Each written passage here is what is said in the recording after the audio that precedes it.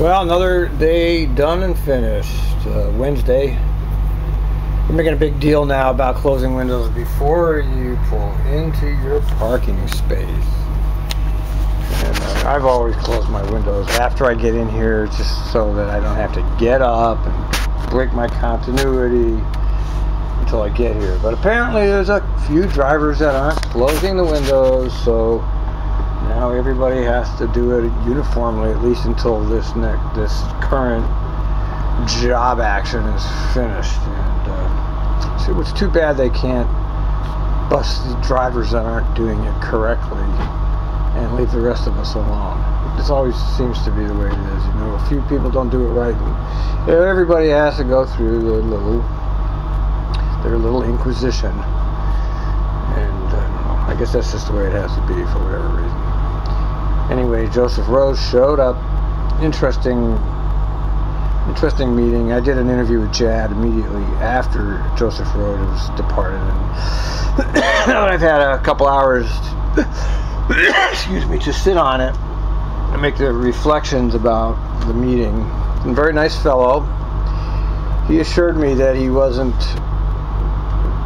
flaming bus drivers. He says he's getting requests from the police in the case of the red light video, and from readers in the case of the texting video. And that's why he puts those stories up. He doesn't put them up on his own, thinking, well, I'll just do this story. These stories are all done because of requests from people. I don't know.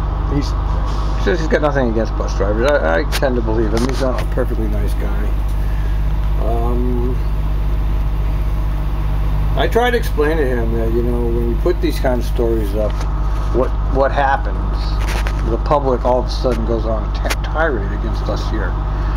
You know, we have people photographing us now as running red lights, and you know, so you have a whole. What you do is you stimulate a whole cadre of citizens who already have some kind of TriMet bias, and there's a lot of them. I mean, those of us that live on the blogs know how many anti-TriMet people are out there, at least on the blogs, maybe not the public in general, but on the blogs you see a lot of this TriMet hatred crap. They hate us because we suppose we make too much money. They hate TriMet because it doesn't make a profit. I just keep trying to explain to him and people, even Adron Hall, a good friend of mine, that why does transit have to make a profit? It's a public service. It doesn't have to make a profit. The police don't make a profit. Fire doesn't make a profit. You know, so how come transit, the war in Iraq doesn't make a profit? The Defense Department doesn't make a profit. The school system doesn't make a profit. But somehow the buses have to make a profit. You see, and I try to explain to him, you know why that is? It's because buses are looked at as a welfare. Okay, in this culture, in American culture, you're supposed to have a car and you're supposed to have a fancy car. If you don't have a fancy car, then you're a loser. If you don't have any car, well, then you're not worthy of anything, because that's how Americans think. That's how they think. That's why streetcars will carry passengers, but buses won't on the exact same route, because people have a mental attitude about buses. And every time he writes a story like that, it inflames the public against us. And I don't know if he believed me or not. I don't know. You know, sometimes he appeared like he was bored out of his mind here on the bus with me. Other times he was interested.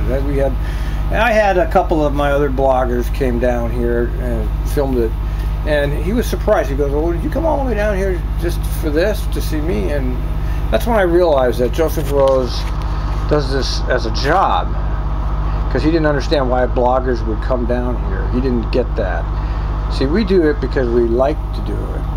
He does it because he gets paid to do it. And it's a completely different thing when you get paid to do something and when you want to do something.